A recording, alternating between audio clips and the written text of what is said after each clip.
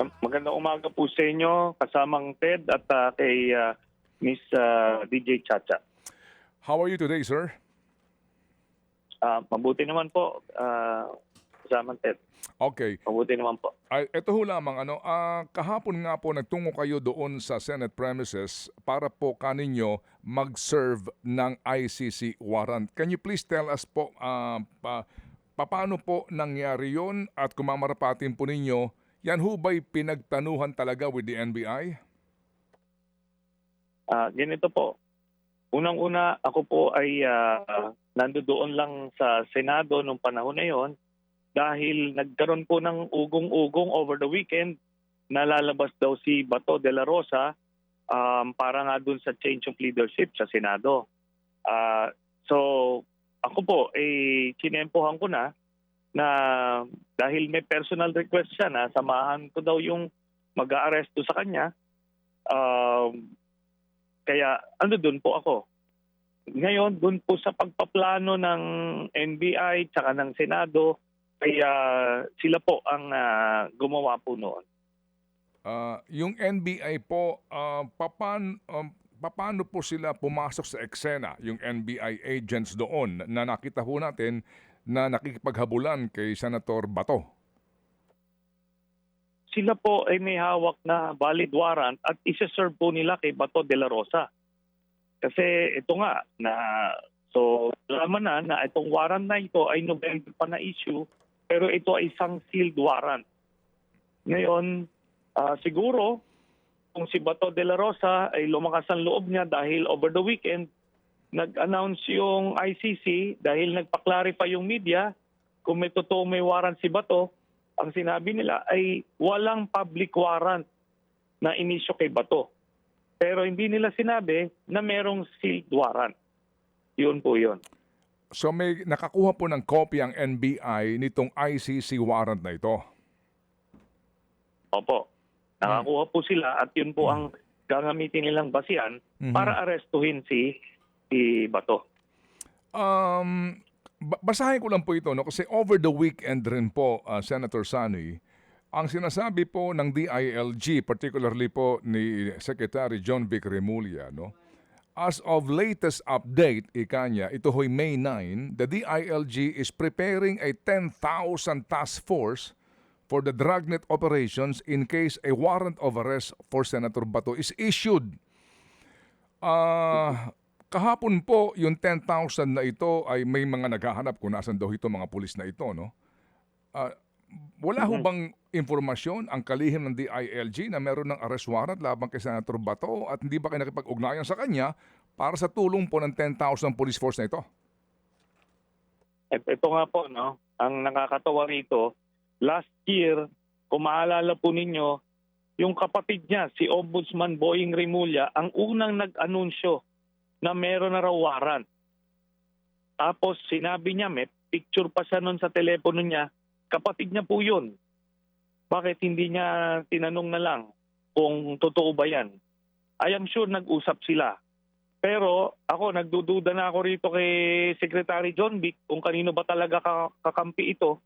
Kasi nung over the weekend, nung may ganyang ugong-ugong, nagmalaki siya na may 10,000 nga na pulis na nagbabantay daw, maghahanap. Sinabi nga nung kapatid niya, last year pang November, may warrant na. Bakit hindi niya pinahanap? Tapos ngayon na meron na ngang warrant at lumabas na si Bato, suddenly, hindi daw pwede i-enforce yung warrant na yun. Kanino ba kakampi talaga itong taong ito? Alam nyo, kung binawas-bawasan niya yung kape-presto niya, baka may nahuli siya . Kasi lahat po ng pugante ay malaya under Secretary John Vic. Dahil hindi naman niya ginagawa yung trabaho niya. Opo, sa puntong ito, bukas ang aming pong programa para po sa panig ng kalihim po ng DILG. Kami po ay nagtatanong lamang din ngayon kasi nga kahapon marami nga din po ang naghahanap sa tulong ng pulisya dito po sa sinasabi nga na pag-serve ng warrant na ito. Itong NBI ngayon na kahapon po ay nandoon, paano po kayo nakipag-ugnayan sa kanila? Ito ba, ano ba ang kwento ho dito? Kayo ba talaga ay pumunta roon with the NBI agents? Ano ho ba ang totoong kwento rito, Senador? Hindi po. Iba po yung ano nila, itinerary nila. Ando doon po sila na mas maaga kaysa sa akin. Incidental lang po yung presence ko doon. Kasi nga, yun nga, personal na request niya. Di baka sakali ako na lalabas nga siya at talagang papagbigyan ko yung request ni Bato de la Rosa na samahan ko yung arresting team. Ganun lang po yun. Sa ngayon po, ito na ang sitwasyon natin. Ano? Nagkaroon na po ng resolusyon granting protection sa isang senador ngayon ng 20th Congress. So sa sitwasyon na ito, ano ho ang inyong, ano po ang pwedeng gawin ng Estado o maging ng NBI to enforce the warrant?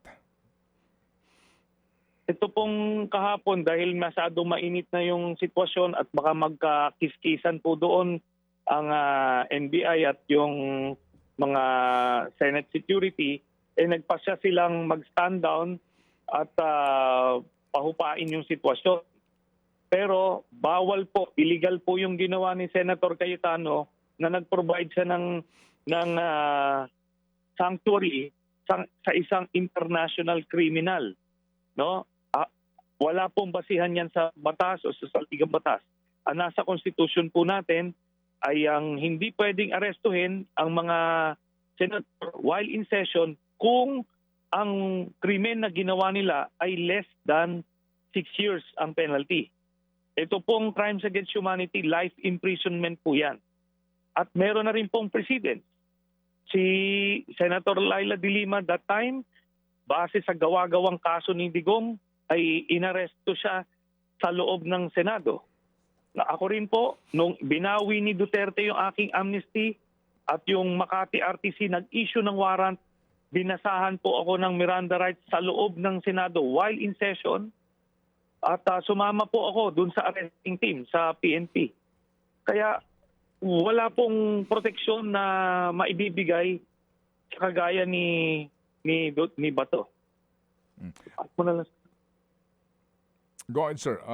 Senator Sani, meron pong balita na dumulog na sa Supreme Court ang mga abogado ni Senator Bato to seek relief, no? Dito po sa ICC arrest warrant na ito. And they are saying nga na dapat muna itong idaan sa lower court bago ito maipatupad. And may mga binabanggit din po sila na anumang pong provision ng ating pong batas na nagbibigay proteksyon hindi lamang sa isang sitting senator kundi sa ating mga mamamayan.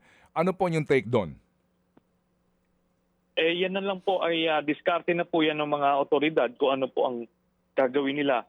Pero kagaya po nung last time kay Duterte, hindi naman po nagbigay ng TRO ang Korte Suprema nung siya ay inaaresto. At ang basis po ay parehas. Ito pong ICC warrant at yung local law natin, yung Republic Act 9851, ito po yung international humanitarian law, no? At nakalagay po doon sa jurisdiction, sinabi po doon na kung merong isang akusado dito sa Pilipinas na iniimbestigahan ng isang international tribunal, ang ating mga otoridad ay pwedeng isurrender itong taong ito. Yun po ang naging basehan ng pag-surrender kay Digong sa The Hague.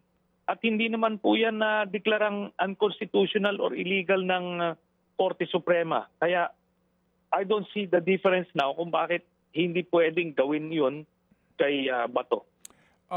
If you recall, Senator Sani, kami po ay nagkaroon ng panayam with you at natanong namin kayo tungkol nga dito sa arrest warrant kung meron man against Senator Bato as co-perpetrator dito po sa kinakaharap na kaso ng dating Pangulong Duterte sa ICC. You mentioned na wala ka pang informasyon, no? Hindi ka pa makapag-confirm nor deny. So, kailan mo talaga nalaman itong arrest warrant na ito? Saan ka kumuha ng kopya? Sino nagbigay sa iyo? And ang claim sa iyo ngayon ng ilang mga senador ay parang you serve as a sheriff. Para ka daw sheriff ngayon ng ICC. Alam niyo po, simulat sa pool, sinasabi ko po ay nakikipag-ugnayan ako sa ICC since 2017. Dahil nga tinutulungan natin silang magkalap ng ebidensya, testigo, para ma-pursue itong kasong ito na base rin ito dun sa Rome Statute na pinasukan natin noong 2011. Ito ay parte ng international law na nire-recognize ng ating Korte Suprema at nagdesisyon sila yung Korte Suprema na nire-recognize yung jurisdiction ng ICC nung tayo ay miyembro pa. So itong investigasyon na to ay bunga pa nung mga panahon na yon. At hindi po ikinailayon. Ngayon nung tinatanong niyo po ako kung meron siyang warrant o wala, hindi dahil sealed ito ay hindi po ako authorized to divulge that information. Ngayon, hindi po ako yung criminal dito. Hindi po ako yung may warrant to be subjected to such scrutiny. Ang issue po dito ay si Bato. Meron siyang warrant at yun po ang tugunan nila. Di ho ba?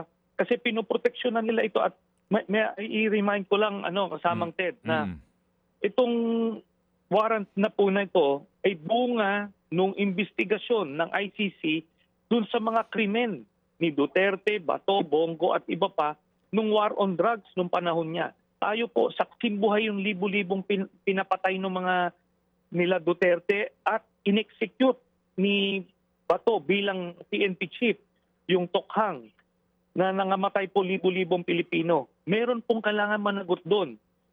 Ngayon, inakyat po natin yan sa ICC dahil walang local court na willing or able mag-imbestiga nito at maggitis nito. Kaya nandirito po tayo ngayon. Kaya hindi po inosenteng tao yan si Bato. Siya po ang naging instrumento ng libu-libong pagkamatay ng mga Pilipino na tayo po mismo alam natin yan. Pinagmamalaki pa ng mga supporters nila yan noong mga panahon na yon. Ganun po yan. Senator Sani, so ang sitwasyon natin ngayon, meron na pong protective custody ang Senado kay Senator Bato. May pending ngayon, di ho namin alam kung kailan ito mariresolve ng Supreme Court, no? Questioning itong ICC arrest warrant. And then, ang mga taga-NBI kahapon, yun nga, na-contempt ng Senado. What do we expect today? Ngayon po, sa inyo mismo ho, dito po sa inyong ang sinasabi ninyo na pagtungo sa Senado dahil nga you are just answering the challenge na ginawa sa inyo ni Senator Bato na kayo mismo ang pumunta sa kanya at umaresto. Dito po, ang concern ko lang po dito ay yung makamit yung hustisya ng mga pamilya ng biktima ng EJ case. So, hindi ko to bibitawan itong issue po na ito. Ngayon, kung nasa Korte Suprema yung issue na yan, o hindi sila magbigay ng TRO, di wala na pong protective cover ito ng Korte Suprema si Bato. Ngayon, kung may local court na mag-i-issue ng warrant based on the ICC warrant, di wala na pong reason. Ultimately, mananagot at mananagot po si Bato de la Rosa dahil doon sa mga krimen na ginawa niya. Ganun lang po kasimple yan. Hindi po natin bibitawan itong issue na ito. Senator Sani, kahapon ba nung kayo magtungo doon sa Senado at nataon din na nandun ka ninyo, na timing lang ang mga NBI agents, kung siya ba ay nahuli, nahawakan ninyo, meron na bang nakaantabay na eroplano para ilipad siya sa dahig? Hindi ko po alam yung sitwasyon na yon, but ang bottom line doon ay makuha yung si Bato kasi nagtatago eh. Hindi naman hinahanap ni Secretary John Vic. Di ba? Alam ng kapatid niya na may warrant siya, na may control sa pulisya, hindi naman niya pinanap. So yung pagkakataon na yun was a golden opportunity na makuha siya and ma-take into custody. So yun lang po ang primary concern kahapon po. Opo. Kasi kung siya ba ay nataon na physically po, nahawakan ng otoridad, particular po ng NBI, saan ba siya dapat nadadalhin? Baka doon po sa NBI detention facility muna until magde-decide po yung administrasyon kung ipapadala na nila kaagad sa dahig o hindi. Pero wala pong naka-standby na eroplano gaya po na nangyari sa dating Pangulong Duterte. Hindi ko po malalaman po yun. I wouldn't know. Opo. Meron na ho bang arrest warrant din laban kay Senator Bongo? Malapit-lapit na po yun. Tinatrabaho na po yan ng ICC. Kasi hindi naman po tumitigil ang investigasyon ng ICC eh. Kaya ito lang po, ganito lang kasimple. Kung akala nitong mga to, nakisisiga nung panahon ni Duterte, na they can just order people to be killed na walang consequence, nagkakamali po sila. Ganun po talaga, may kabayaran na itong mga ito. Ganun lang po. Oo. Senator, kinokontra niyo po yung claim ni Senate President Alan Peter Cayetano na wala pang senador na naaaresto sa loob ng Senado. Ano po ba? Explain lang natin sa publiko ang pagkakaiba po ng sitwasyon ninyo nung kay Leila de Lima at nitong kay Senator Bato. Wala pong diferensya, no? Pare-parehas po yung mga krimen na inakusa sa amin ay above 6 years ang penalty. So, yung gawa-gawang kaso kay Senator de Lima, illegal drugs, na eventually na-acquit nga siya doon. Yung sa akin po, binawi yung amnesty, rebellion po yun, more than 6 years. Kaya sumama rin po ako doon sa PNP. Dito kay Bato, crimes against humanity, life imprisonment din po yan. Ngayon, ang sinasabi niya may local law. Meron nga po tayong local na batas, yung Republic Act 9851, nakalagay po doon. Kapag may isang akusado ng crimes against humanity na iniimbestigahan ng International Tribunal, ay isosurrender po ng otoridad doon sa International Tribunal na po yan. Maliwanag po yung batas po na yun. They can check it out doon po sa mga interesado ko ano pong nilalagay. Yun po ang local law. Di ho ba? Na ini-implement dito. Alright, so Senator Sani, sa sitwasyon ngayon, ngayon, today, no? Ano po ang gagawin po ninyo? Ano po ang aming inaasahan from your end sa lahat din po ng mga nakaantabay po sa isyong ito? And sabi nga ng mga nanonood sa amin dito, ano ba otoridad ni Sani Trillanes para magdala ng warrant? Alam niyo yung mga ganong komento para lang po sa kanila pong kabatiran. Senator Sani, go ahead. Ako lang po ay nagpakita ng warrant na dala po ng NBI. NBI po ang may hawak. Ngayon, hindi naman sila ang ini-interview ng media at ayaw naman nilang humarap. Ngayon, para lang maintindihan ng mga kababayan natin bakit nandoon yung NBI, pinakita ko po yung warrant. So, being an interested party, sabi ko nga po sa inyo, tinahabol ko itong mga Duterte at yung mga responsable dun sa EJ case. Advokasya ko po yan. Kumaga-trip ko yan. Ngayon, ito po yan umabot po tayo dito. Hindi ko lang po tinitigilan itong mga taong ito. Senator Sani, salamat sa inyo pong panahon sa aming pong programa. Godspeed, sir, at muli kaming tatawag. Maraming salamat po sa inyo. Thank you. Former Senator Antonio Trillanes IV. Mga kapatid, patuloy po kayong tumutok sa 105.9 True FM para sa totoong balita, impormasyon, music and entertainment. Mag-subscribe sa aming YouTube channel at podcast at sundan nyo kami sa Facebook, Instagram, X at TikTok sa True Network PH. Bisitahin din po ang aming official website, truefm.ph. At panoorin din kami sa True TV Signal, Channel 19. Kami po ang 105.9 True FM. Laging true sa'yo, kapatid.